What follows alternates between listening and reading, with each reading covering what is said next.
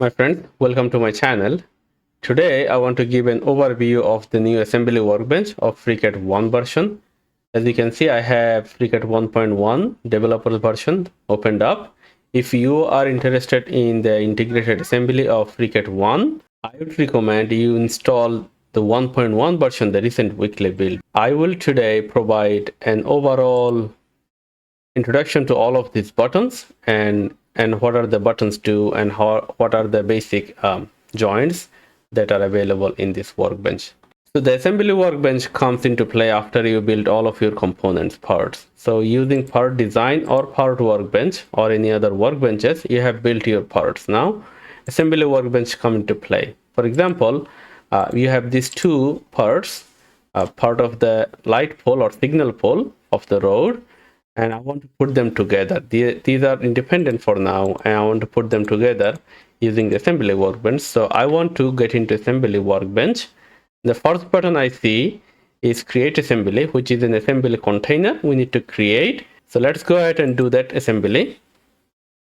And you can see that this assembly is active. This is bold and this is highlighted. If it is not bold nor highlighted, it means the assembly is not activated. So you will have to activate your assembly workbench to do anything really into that. All right, and now we have two more buttons available in the toolbar. The next one is insert. So we can insert, well, before you get into the insert button, you can see that under the fixed the file name, these two components are there that we built. And then the assembly workbench, there is the origin, that's assembly origin, the local origin, and then joint folder. So these are so far what we have done. Now if we want to insert a component into assembly workbench, there are two ways. One is to drag and drop into there, right? So now both of the hole and bar, they are within the assembly workbench. We did not have to use the insert button, but in the next part of this video I will show how to insert using the insert button. The first one, easiest one, is to actually drag and drop within the assembly. And so now we have two parts within the assembly that's actually moving, and I need to put them together right at here. So in the assembly, our first target is to ground one part. At least one of these parts will have to be ground, will have to be fixed in place. So what I will do, I will take this pole and then ground it and then fix it. So select that pole and come over here on the toolbar. So we say toggle grounded. Now we can see a lock showed up. This part is not moving anymore, but this one is. If you wanted to move this one like precise movement or like rotate in any axis, so you can select it from the assembly container, select on the bar, and then the three axes will show up. Now you can actually rotate it any way you want before you want to put it in there, right? So you can do that, or you can just drag like anywhere you want using the left mouse click. All right, the next one, we want to put this together. So this face will be mating with this face, and what we want to do, we want to place a fixed joint. So select on the fixed joint, and now you can select this surface and this surface. Now if you select in the corner, you will see the local axes are moving, especially the Z axis. So we need to be careful where we're placing our mouse before we click on it. So for this case, I want to click in the middle so that the center of the area will be selected, and then we'll do the same on this one. Center of the area will be selected.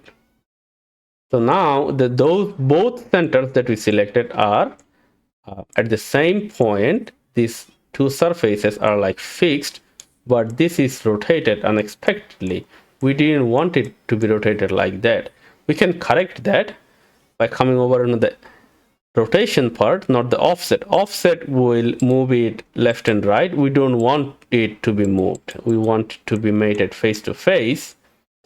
So go to rotation and say 90. That did it. If it didn't do it minus 90. All right, and hit OK. And there it is. This is now fixed. So that is our fixed joint in the assembly workbench. Pretty simple. Let's move on to revolute joint. So now we want to talk about revolute joint. In this new file, we have two components. One is the tube, another one is the fission. I'm going to go ahead and rename this fission as piston and the tube as cylinder. Either way. So now we have two components in there and we want to put them together so that they can move relative to each other using a revolute joint, using a bearing joint. And we want to start with an assembly. And now we want to use the insert button. So in the insert, now pay attention here. We have under revolute, we have only two parts and we have multiple other files open in this left panel under the model. So as soon as we hit the insert button, all the available files open in that left panel, all the components within that file will be available to us to put it in this assembly. So in the assembly workbench, you can link to other files as long as they are open on the left panel. So we want to go to our file, the revolute file, and then we want to add the first file that I set it up as the first file that I add through this insert button will always be grounded. So we want to add the cylinder and you can see the lock is there, so it is already grounded. For you, it will ask you, do you want to ground this first part? And you can say yes or always yes. And for me, I just put it always yes. It makes it easier for me. All right, and now that we have inserted that piston holder, now we can go ahead and add the piston there. So now we have two pistons in there. It looks like one cylinder, but we inserted only one piston. So hit OK. Let's address that. In the file, in this model option, we can see that there is cylinder and piston. Both of them are visible. And when we click on this is the piston coming in as a link in the assembly. So we have this one visible from the part. We can hide that and we can hide the cylinder as well. Now we have all the parts available within the assembly.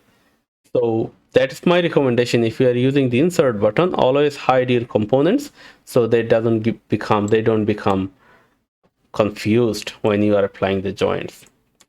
All right, now we have one piston holder grounded, another one is moving freely. Now we want to apply a revolute joint between these two components.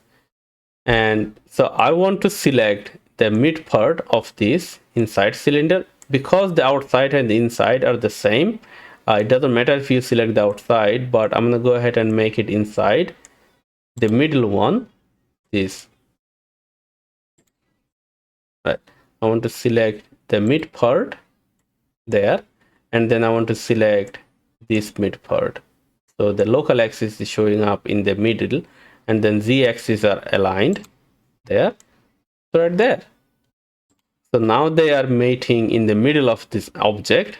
And now let's see what a revolute joint does. A revolute joint, it just allows rotational movement along the vertical axis. So it does not let you go up and down. So it's a bearing and it will just allow rotational movement. Let me show you what this button does from the toolbar. So this is a simulation. This is available in the recent weekly builds. It's not available in the FreeCAD 1.0 stable version. So in the simulation button, you can go ahead and apply a revolute motion which has widget applied. And then in the formula, you can go 2 times pi, so 3.1416 times time. And then for 1 second, so this will simulate one whole rotation. And hit generate. Now playing this, you can see that the revolution, it is playing 1 revolution per second. All right, now that you did this simulation, it shows up in the assembly container. So double clicking on the simulation, you can verify your work whenever you want after in the middle of the progress. Okay, let's move on to the next joint, cylindrical joint. In the cylindrical joint, we have the same components as in the previous video, but we will apply a cylindrical joint, see how it is different from the revolute joint. So let's go ahead and create an assembly. Insert. Well, before we insert, we want to hide these two components, and then we want to insert the tube first, and then the fusion, which is the piston, second. Now the tube first, it is already grounded. If it is not default grounded to you, just go ahead and ground it, and then this one is free moving. We want to apply a cylindrical joint. So cylindrical joint is the same fashion as revolute joint. You select it in the middle, and this time I want to select on this cylinder as the lower edge. So the lower is right here. You can see if you apply some transparency, you can see this piston is halfway there because that's where we selected it. And now we see this, what the cylindrical joint does. It goes up and down and it rotates just like that. So the rotation and linear movement, both of them are allowed in cylindrical joint. Let's move on to a slider joint. Slider joint, in the same fashion, let's go ahead and hide these two pieces and add an assembly. First ground piece will be the tube, and then we will add the fusion, and then we apply a slider joint. So slider joint, the same fashion, we pick the mid part. Actually, we will just pick the lower part on this one and lower part on this one. And then now we can see the slider joint only allows movement top and bottom. It does not allow any rotation. So there is no rotation in the slider joint. There is no linear movement in the revolute joint. If you add both of these, we get a cylindrical joint that allows both revolution and linear movement. Now there is another feature I want to show you, how to limit this movement. So let's go back into the slider joint, and then here we see minimum and maximum length. So we go it all the way up. So pulling it up and down, we can see these values changing. So if you bring it down, and it is the minimum length, and if you pull it up, it is the maximum length. So we take it all the way up. Let's say maximum length is 49, and we pull it all the way down. That's about 0, so that's minimum length.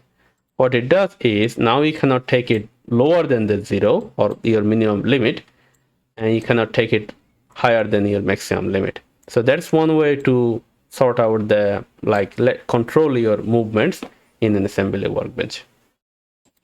Let's move on to the ball joint.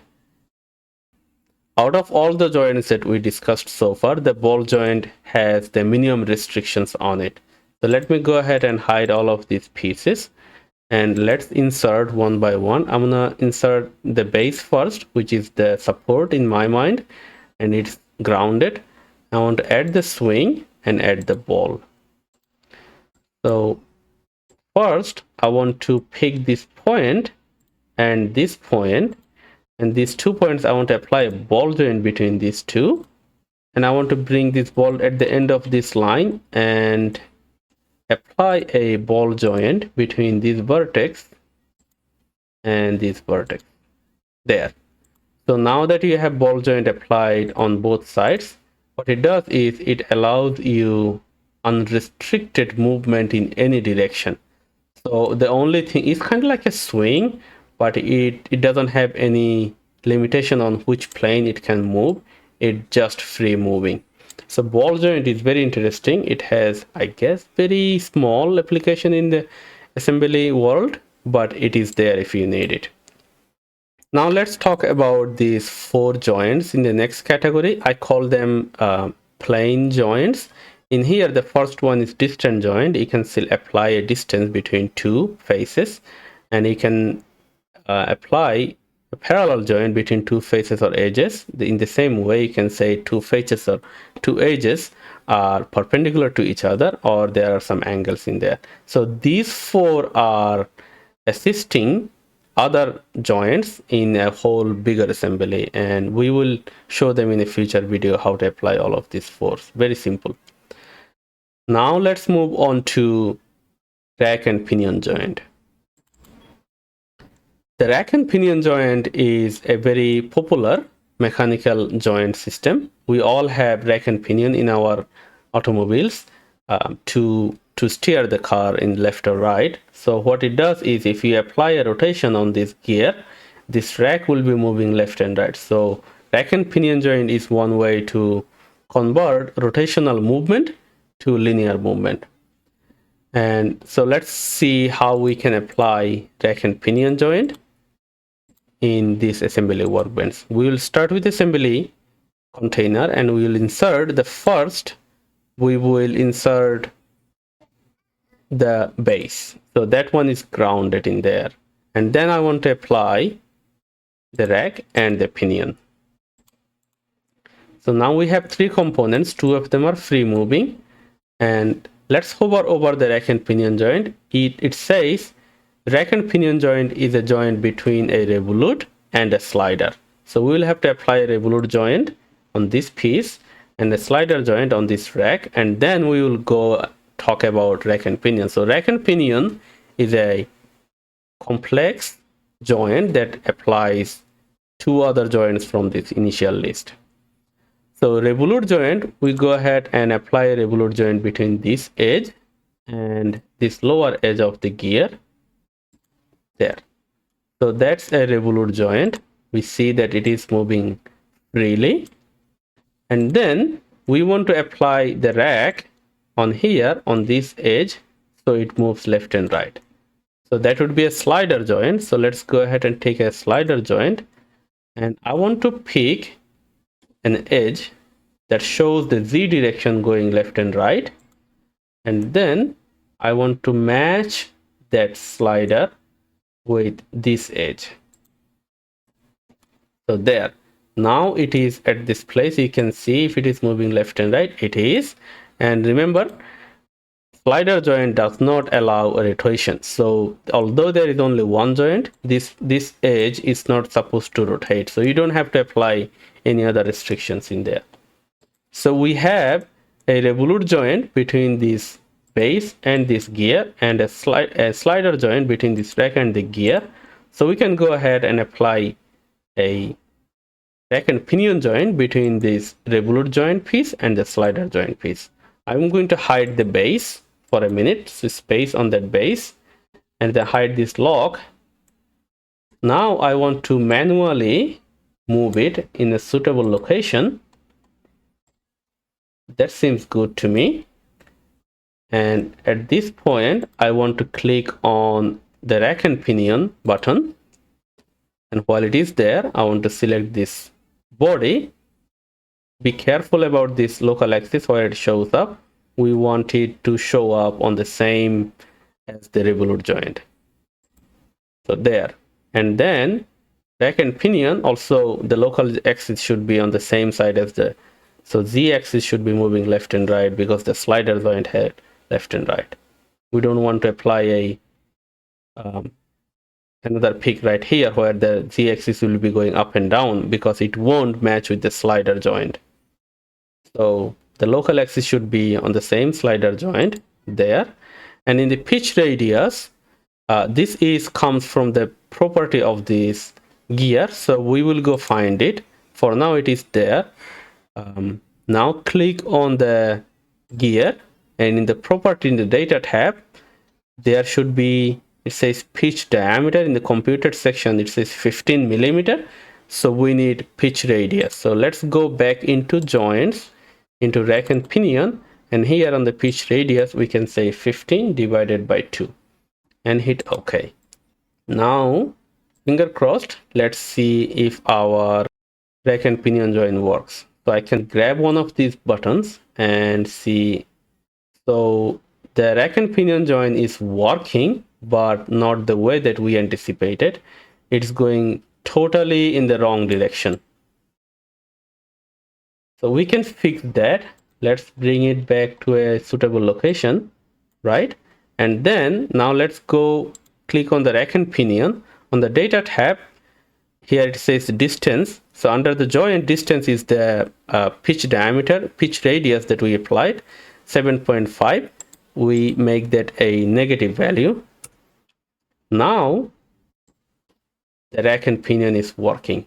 So rack and pinion is a complex joint that adds two other joints from the simple joint, but then the pitch radius is both important in both magnitude and the direction. So if your rack is moving on the wrong direction, go ahead and make a negative pitch radius from the data tab. That will give you the right movement. Now let's see how the simulation button works in this rack and pinion. So I want to go with Revolute because the rack and pinion is not showing up. So I want to go with Revolute and make this 2 pi. So 2 times 3.1416 and time, and 1 second will be, it will be rotating 1 revolution. Generate. Now let's play that.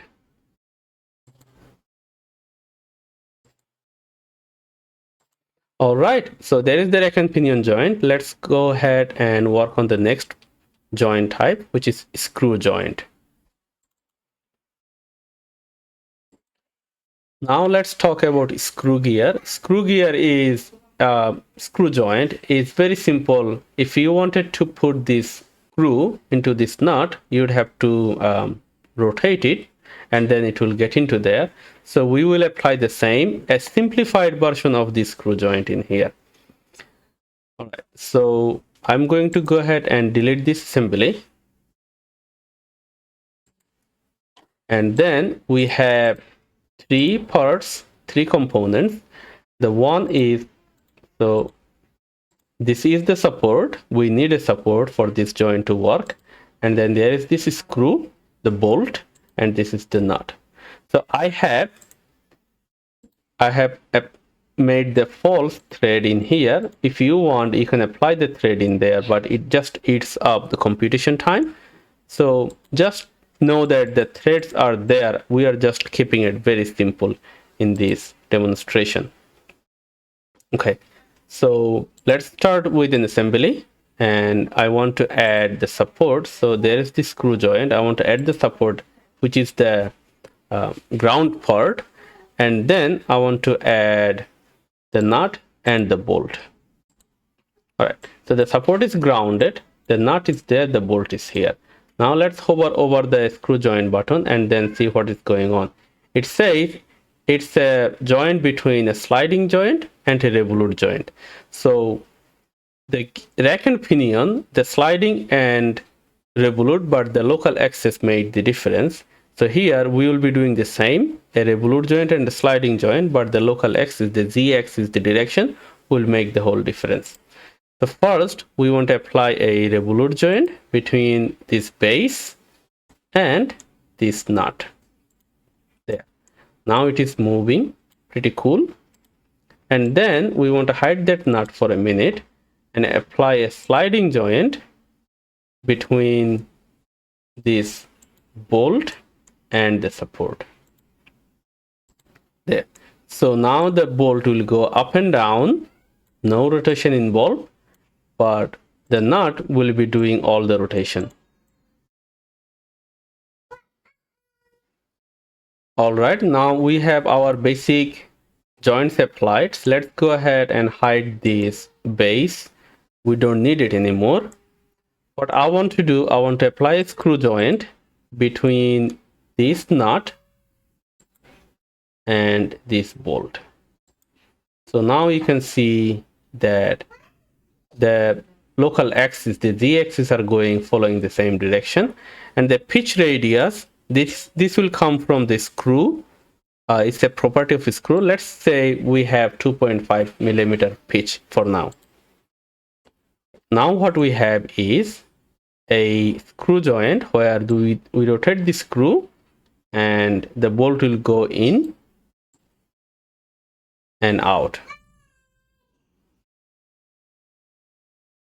There it is. In practice, this would be the fix, and then if it is rotating, it would also go up and down. But this is the simplified version of it. I will make a video where we can make a real life screw joint with other supporting elements in there, but it will be in the next video. Now let's see if the simulation works. So I want to apply the revolute joint and say 6.283. That's 2 times pi, and generate. See if that rotation plays the animation. So there, the screw is rotating, the bolt is going in, and so we have a fully functional screw joint. Let's talk about gear and bell joint. This is the last joint in this series. In the gear and bell joint, we apply gear or bell joint to 2 rotating gears. And in here we have one big gear and another large gear, and then we also have a rack for a surprise later on. So let's go ahead and hide all of these pieces and start our assembly. And in here we will start with inserting the support first. So we have gear joint. We will start with the base, right? And it is grounded. In the base, I built these 2 cylinders that is spaced between 2 gears, so that they will bite in appropriately. All right, let's start the big gear and the small gear. So I have, oh, the small gear is right there, so I'm going to go ahead and move it on here. In the belt and gear joint, we have to apply 2 revolutes. So take the revolute joint. I'll take this lower surface and this surface, and there it is. We have a revolute joint, and we will do the same for the small gear. Take the lower side of the support column and the lower side of the gear, and there. So we have 2 gears biting in, but they are not linked together. I'm going to go ahead and manually place them at a suitable location. Right, and then what I want to do is I want to go ahead and click on the gear joint, and you can see that there is 2 radii we need to apply. One is radius 1 and radius 2. So first I want to select this surface. So when I select the surface, it is important that it shows up at the center of the gear, or the center where we applied the revolute joint there. And then on this one, and I see that this edge could be a little risky, but still it shows up in the middle. So let's give it a try. All right, now we'll have to apply the radius. We don't know what they are. So for now, let's keep it right there, and then click on the big gear, get in there, and I don't see anything. So let's go inside, and there is the involute gear. In the involute gear properties, we need the radius. So in the involute gear, we don't see the DW. So previously we created those gears using the gear workbench. So it had a different interface. It gave out the diameter right away. Here we don't have it, but we have 2 other things. We have the module, we have the number of teeth. So let's go into the small one. Let's see, it should have the same module. We just want to make sure it has the same module. So in here we have the module 1.66. This one has the module 1.66. So if those 2 has the same module, we can take number of teeth and apply that as the ratio. So in the bigger gear we have a 15 teeth, and the small gear we have 6 tooth. So there it is. We can get into the joint, find out our gear joint, and here the first one we selected the big gear, that would be 15, and this one will be 6. So because it has the same modules, and obviously it will have to have same modules between 2 pairing gears, we can go ahead and apply the number of teeth as our ratio. To learn more on this gear ratio and everything, I will link a video in the description that I made previously on this gear joint that goes through in detail of gear mechanics. All right, now let's take a look at if this worked. Perfect. We have the gear. Now this is a big gear. It will be rotating 1 RPM, and this will be rotating, so 6 times 2 is 12, so more than 2 times. If it rotates 1 time, the small gear will be rotating more than 2 times. Let's take a look at how that plays out in our simulation. So revolute 1 was the big one. So let's see if we can do that. So 3.1416 times 2 times time. Time is 1 second. So that will be full revolution in 1 second. Let's take a look. There it is. So it is rotating, and the small gear will be rotating faster than the big rotation. My friend, that is the gear joint. Now what happens if we wanted to have this one as a build? So now if you notice the rotation, it is increasing and decreasing, that's right, but also the direction is changing because it's the gear joint. So what if we wanted to have these rotating in the same direction, right? And that would be called a build joint. In the build joint, they don't bite into each other. There goes a build that wraps around the gear, and then so there is no teeth, or like there is a chain. For example, if you have a bike chain or motorcycle chain, that is a build joint. So for that, what we can do is we can get into our base. So here is the base, and let's go into the pad, and so this is the main sketch, I guess. There. So this is 17.5. Now I want to make that say 37.5. There. Let's see how that changed everything. Okay. I will have to restart because my model is kind of like fading away.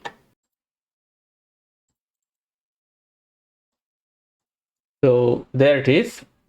Let's activate the assembly. I see that the lower pad kind of moved, but this did not. So let's see what's going on. Here this is 17.5. Maybe I'll make that one 37.5 as well. So there. Somehow every time I make an adjustment, this model is fading away. So I'll have to restart the model. Could be a bug. So there, it looks good now. So now we have the assembly applied, and this was a gear joint. So let's see what our simulation does. Don't have the simulation, so I'm going to go ahead and apply the simulation one more time.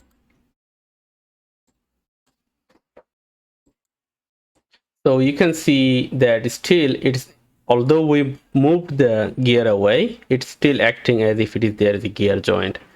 But we want to make that same direction revolution, and that would be a build joint. So one way to do that is get into the gear joint and apply a negative sign somewhere.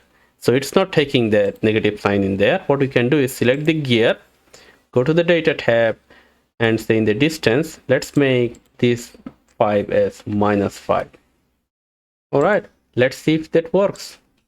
Now it is working. So now it is a build joint.